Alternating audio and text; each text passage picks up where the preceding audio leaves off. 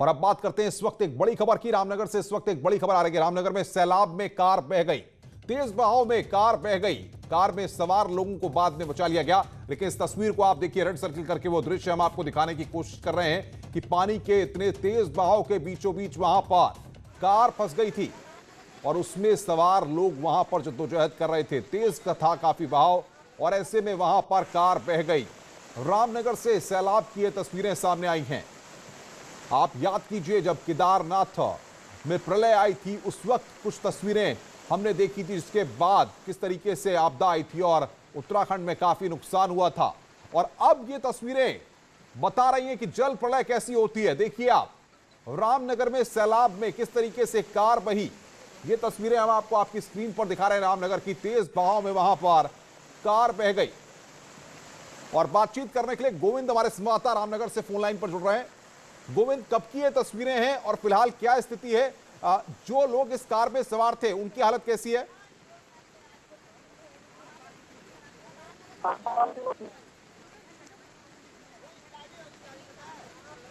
गोविंद, आपको मेरी आवाज मिल रही है?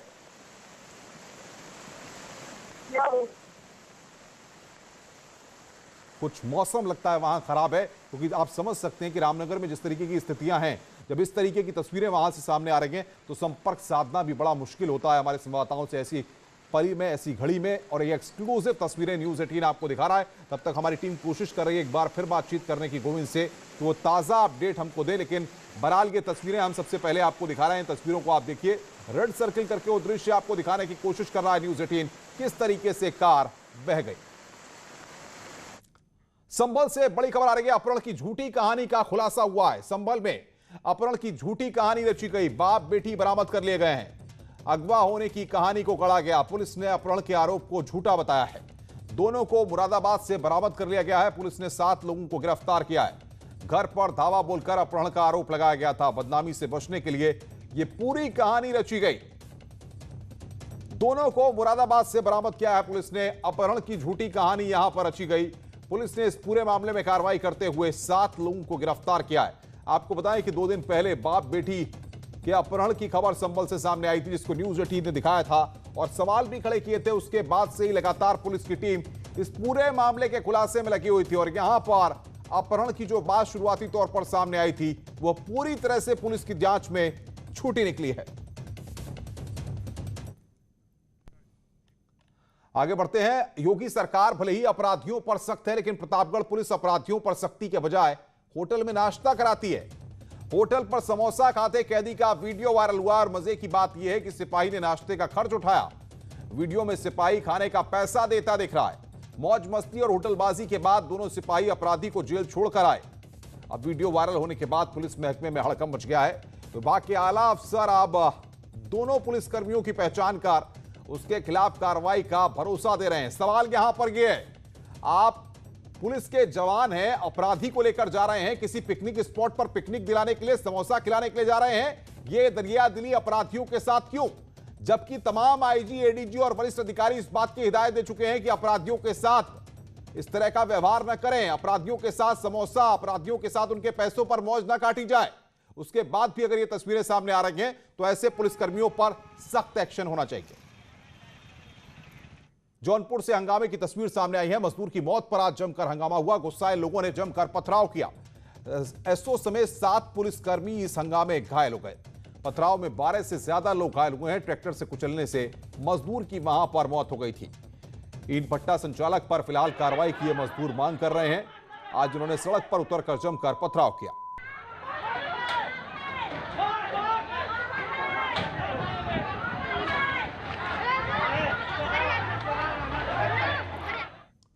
खबर कानपुर से है, जहां पर पिता और छोटे भाई ने बड़े भाई और भाभी की जमकर पिटाई कर दी। कल्याणपुर थाना इलाके की यह वारदात है। पिटाई से गर्भवती महिला की तबीयत बिगड़ गई।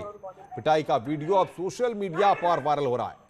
ये तस्वीरें कानपुर की हैं जो हम आपकी स्क्रीन पर आपको दिखा रहे हैं। किस तरीके से 2-2 हाथ करने पर यह परिवार के लोग मजबूर हो गए।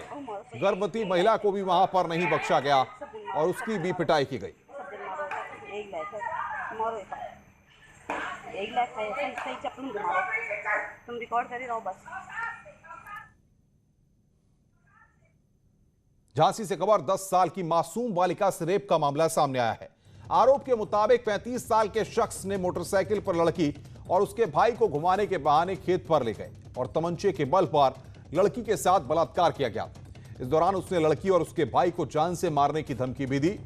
इस मामले में पुलिस के रवैये पर भी सवाल उठ रहे हैं। आरोप है कि पीड़ित परिवार 7 घंटे तक थाने में बैठा रहा, लेकिन पुलिस ने केस दर्ज नहीं किया। माता पिता थानाध्यक्ष से कार्रवाई के लिए गुहार लगाते रहे, लेकिन थानाध्यक्ष ने कोई एक्शन नहीं लिया। वहीं कुछ दलाल मामले का राजीनामा कराने के प्रयास में लगे रहे।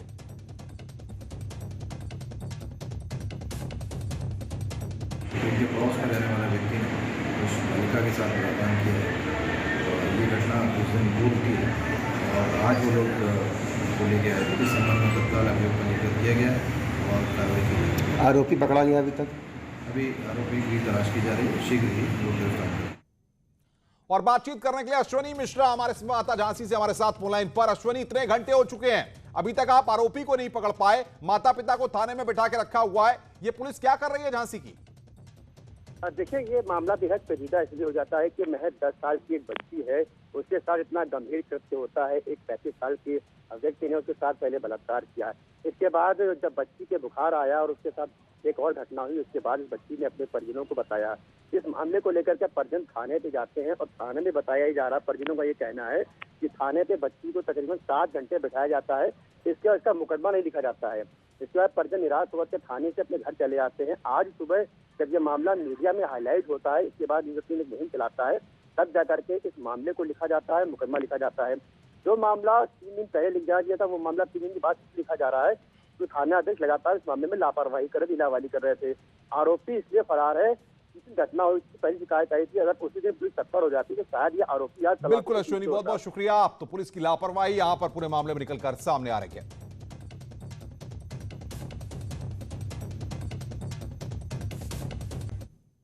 आगे बढ़ते हैं और अय्या में 3 साल के बच्चे के साथ अप्राकृतिक दुष्कर्म किए जाने की घटना से सनसनी फैल गई। पीड़ित परिजनों की तहरीर पर पुलिस ने आरोपी किशोर के खिलाफ मामला दर्ज कर उसे गिरफ्तार कर लिया है। उसे जुवेनाइल कोर्ट में पेशी के लिए भेजा जा रहा है। जनपद अंतर्गत अजीतमल थाना के एक गांव में कल दिनांक 19/8 को करीब 2:30 बजे एक 3 वर्षीय बच्चे के साथ दुराचार की घटना प्रकाश में आई। घटना की सूचना मिलते ही थाना पुलिस तत्काल मौके पर पहुंची और बच्चे को ला करके उसका मेडिकल परीक्षण कराया गया। उसकी स्थिति बिल्कुल ठीक है, वो घर पे है। उधर बलरामपुर में दबंगों ने पहले मासूम के साथ रेप किया, फिर सुलह कराने के लिए लगातार धमकियां देते रहे। पीड़िता के परिजनों ने जब इसका विरोध किया तो पीड़िता के पिता की बेरहमी से पिटाई की गई। परिजन दबंगों से बचने के लिए अब एसपी से इंसाफ की गुहार लगा रहे हैं। आरोप के मुताबिक दबंग युवक सुधाकर द्विवेदी ने एक मासूम से रेप किया। पुलिस ने इस मामले में केस दर्ज कर आरोपी को जेल भेज दिया है। अब जेल से छूटकर आए आरोपी अपने दोस्तों के साथ मिलकर सुलह के लिए दबाव बना रहा है। आरोपियों ने सभी को जलाकर जान से मारने वाले की धमकी दी है और विरोध करने पर 10 अगस्त को पीड़िता के पिता की बेरहमी से पिटाई की। पीड़िता के माता पिता ने एसपी से इसकी गुहार लगाई। एसपी ने मामले को गंभीरता से लेते हुए दबंगों के खिलाफ फिर से प्रताड़ना का केस दर्ज करा दिया है।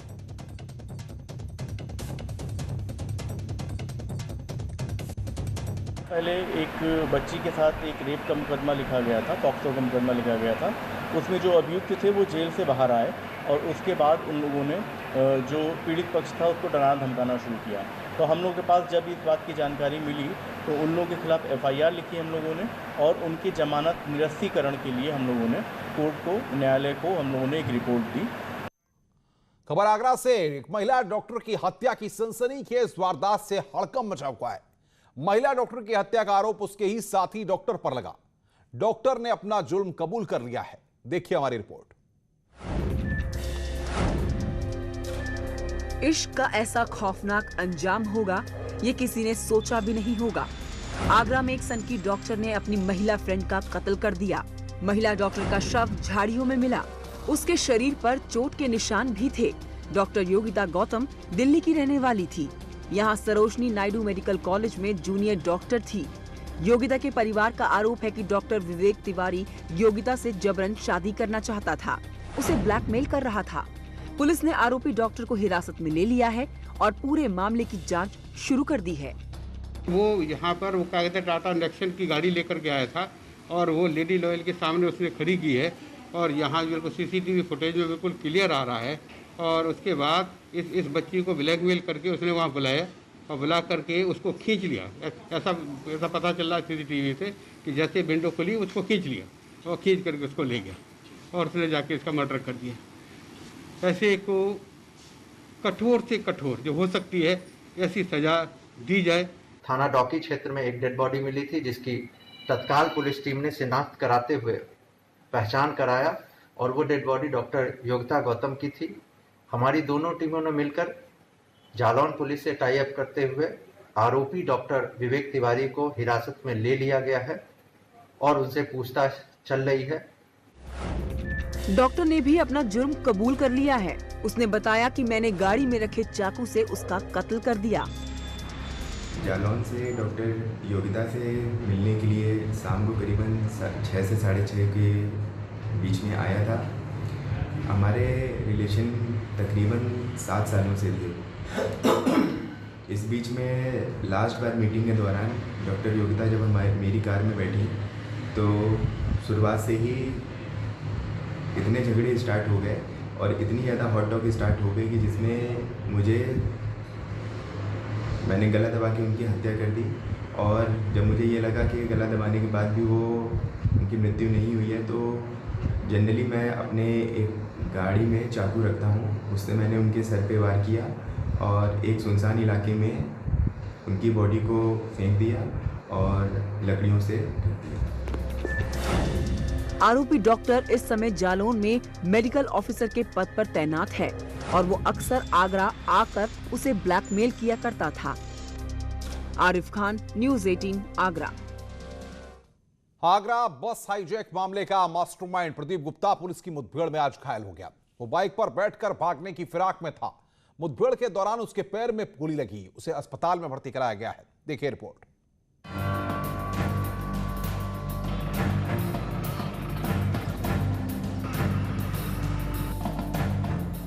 आगरा बस हाईजैक मामले के मास्टरमाइंड की पुलिस से मुठभेड़ हो गई। इस मुठभेड़ में मास्टरमाइंड प्रदीप गुप्ता के पैर में गोली लगी और पुलिस ने उसे गिरफ्तार कर लिया। पुलिस की जांच में बात सामने आई थी कि प्रदीप गुप्ता बस हाईजैक के पीछे मास्टरमाइंड था, लिहाजा पुलिस लगातार उसकी तलाश में जुटी हुई थी। पूरे इलाके में चेकिंग अभियान चला रखा था। सुबह प्रदीप गुप्ता अपने साथी के साथ बाइक पर बैठकर भाग रहा था। पुलिस ने जैसे ही बाइक रुकवाने की कोशिश की तो प्रदीप गुप्ता ने पुलिस पर फायरिंग कर दी। पुलिस ने जवाबी फायरिंग की तो गोली प्रदीप गुप्ता के पैर में लगी और वो घायल हो गया। उसे इलाज के लिए अस्पताल में भर्ती कराया गया है। हालांकि उसका एक साथी भाग गया। कि एक मोटरसाइकिल पर 2 अपराधी प्रदीप गुप्ता और उसका साथी यतेंद्र यादव, ये दोनों आ रहे थे। घेराबंदी में उन लोगों ने फायरिंग किया जिसमें एक अभियुक्त प्रदीप गुप्ता जो मेन मास्टरमाइंड है उसके गोली लगी है, उसको इलाज के लिए जो हॉस्पिटल भेजा गया है। दूसरा अभियुक्त जो है इधर खेतों में भागने में भाग गया है। दरअसल जांच में पुलिस को पता चला कि फाइनेंस कंपनी वाली बात पुलिस को गुमराह करने के लिए गढ़ी गई थी और लेन देन के विवाद के चलते उसने बस को हाईजैक करवाया था। तभी तो पुलिस उसकी गिरफ्तारी के लिए लगातार दबिश दे रही थी और चेकिंग में जुटी हुई थी।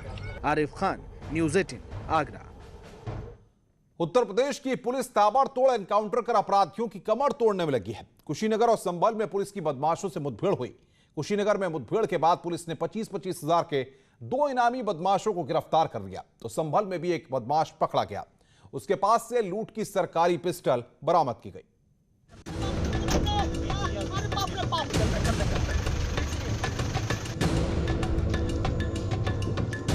कुशीनगर में पुलिस और इनामी बदमाशों के बीच हुई मुठभेड़ जिसमें दोनों बदमाशों के पैर में गोली लगी। ये रामकोला कस्बे में सराफा व्यापारी से हुई लूट के बाद हत्या के मामले में वांटेड थे। दोनों बदमाशों पर 25-25 हजार का इनाम घोषित था। वहीं संभल के नखासा इलाके में पुलिस और बदमाशों के बीच मुठभेड़ हुई जिसमें एक बदमाश को गोली लगी। मुठभेड़ में एक पुलिसकर्मी भी घायल हो गया।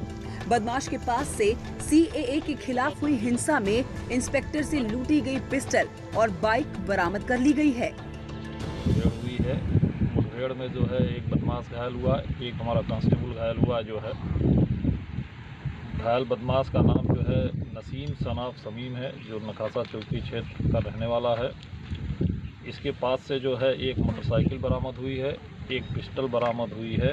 पिस्टल सरकारी पिस्टल है, जो इसका मिलान किया गया तो ये जो CA NRC उपद्रव 20 दिसंबर को यहाँ पे हुआ था, उसमें पुलिस से छीनी हुई पिस्टल है जो बरामद हुई। बदमाश के पास से लूटी हुई सरकारी पिस्टल बरामद करना पुलिस के लिए एक बड़ी कामयाबी है। Bureau report, news 18। भदोई में लड़की की पोस्टमार्टम रिपोर्ट में से रेप की पुष्टि नहीं हुई है। वो 17 अगस्त से लापता थी और कल नदी से उसका शव मिला था। इस मामले में परिजनों ने ईंट भट्टा संचालक पर रेप के बाद हत्या का आरोप लगाया था। पुलिस ने आरोपी को हिरासत में लिया था, लेकिन पोस्टमार्टम में हत्या और रेप का कोई सबूत नहीं मिला और पानी में डूबने से मौत की वजह सामने आई है। लेकिन जिस तरह से परिजन रेप के बाद हत्या का आरोप लगा रहे थे, उसके चलते 5 डॉक्टरों के पैनल से दोबारा पोस्टमार्टम कराया जा रहा है।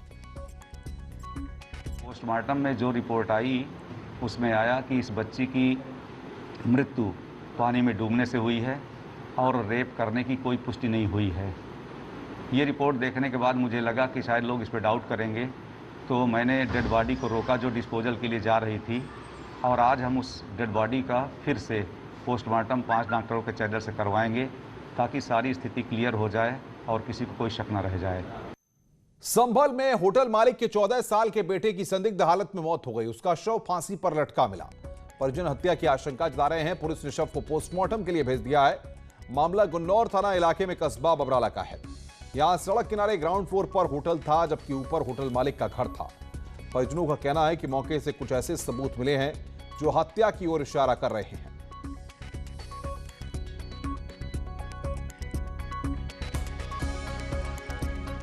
खबर मथुरा से। आबकारी विभाग ने पिछले 7 दिनों से कच्ची शराब का अवैध कारोबार करने वालों के खिलाफ अभियान चला रखा है। इसी अभियान के क्रम में आबकारी विभाग और पुलिस ने गोवर्धन इलाके में कच्ची शराब के ठिकानों पर छापा मारा। छापेमारी की भनक लगते ही कारोबार से जुड़े लोग मौके से भाग गए। आबकारी टीम ने मौके पर जमीन पर गड़े ड्रम में रखी 30 लीटर कच्ची शराब और करीब 600 लीटर लहन को नष्ट कर दिया। और हम लोगों ने जब जांच पड़ताल की तो वहाँ लगभग ज़मीन में 12 ड्रम गड़े हुए मिले, जो कि जिनकी क्षमता 50 से 60 लीटर थी। और इस प्रकार से मौके पर लगभग 6000 किलोग्राम लहन हमने मौके पर नष्ट किया गया। तो छानबीन करने पर हमने पाया कि एक केन में 25 लीटर कच्ची शराब भी बरामद हुई। औरैया में चोर खुलेआम पुलिस को अब चुनौती दे रहे हैं। यहां बदमाशों ने घर में सेंध लगाकर जेवर, नकदी और 2 लाइसेंसी रिवॉल्वर समेत लाखों का सामान गायब कर दिया। चोरी का पता तब चला जब पीड़ित परिवार अपने गांव से वापस लौटा तो देखा कि घर के ताले टूटे हुए हैं। पुलिस अब चोरों की गिरफ्तारी में जुट गई है। 16 तारीख की शाम को भरतना चले गए थे, ताला बंद करके। घर में कोई नहीं था और इनका मकान थोड़ा आउटर में पड़ता है। जब 19 तारीख को ये लौटे हैं तो उन्होंने अपने घर के ताले टूटे हुए देखे और सूचना शाम को आज दी है थाने पर कि इनके घर में ताले तोड़ करके इनके लाइसेंसी रिवॉल्वर और चांदी और सोने के आभूषण और 50,000 नकदी का सामान जो है चोरों द्वारा चोरी कर लिया गया है। इसके संबंध में उन्होंने अभी तहरीर दी है। खबर बागपत से है। पुलिस को बड़ी कामयाबी हासिल हुई है। पुलिस ने 3 बहनों को खोज निकाला है। संदिग्ध हालत में लापता हुए थे तीनों परिजनों ने दर्ज कराया था गुमशुदगी का मुकदमा। कोतवाली पुलिस इस पूरे मामले पर पूछताछ कर रही है। बागपत से बड़ी खबर, पुलिस को यहां पर बड़ी कामयाबी हाथ लगी है। संदिग्ध हालत में लापता हुए थे तीनों परिजनों ने गुमशुदगी का मुकदमा दर्ज कराया था। अब फिलहाल कोतवाली पुलिस यहां पर पूछताछ कर रही है। बागपत में पुलिस ने तीनों बहनों को खोज निकाला। इनका गुमशुदगी का मुकदमा दर्ज कराया गया था।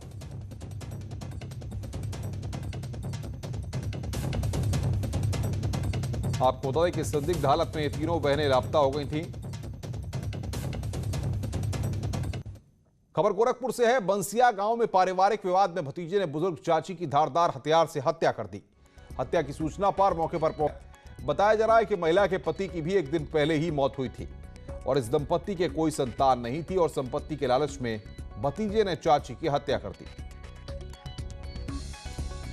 हरदोई में पुलिस ने अधेड़ की हत्या का खुलासा करते हुए मृतक के बेटे और उसके 2 साथियों को गिरफ्तार किया है। पुलिस ने इनके पास से हत्या में इस्तेमाल 2 बाइक और चाकू भी बरामद किया है। पुलिस के मुताबिक बेटे ने अपने साथियों के साथ मिलकर वारदात को अंजाम दिया। पुलिस ने बताया कि मृतक पर करीब 8-9 लाख का कर्ज था और किसान बीमा योजना से 5 लाख का मुआवजा पाने के लिए बेटे ने पिता की हत्या कर दी और गांव के उन लोगों के नाम रिपोर्ट लिखा दी जिनसे उसकी दुश्मनी थी, लेकिन वो पुलिस की आंखों में धूल झोंकने में नाकाम रहा।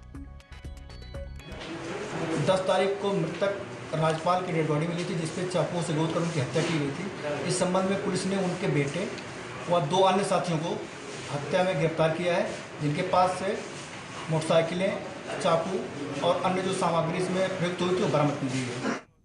क्राइम न्यूज के इस वक्त के बुलेटिन में फिलहाल इतना ही। नमस्कार।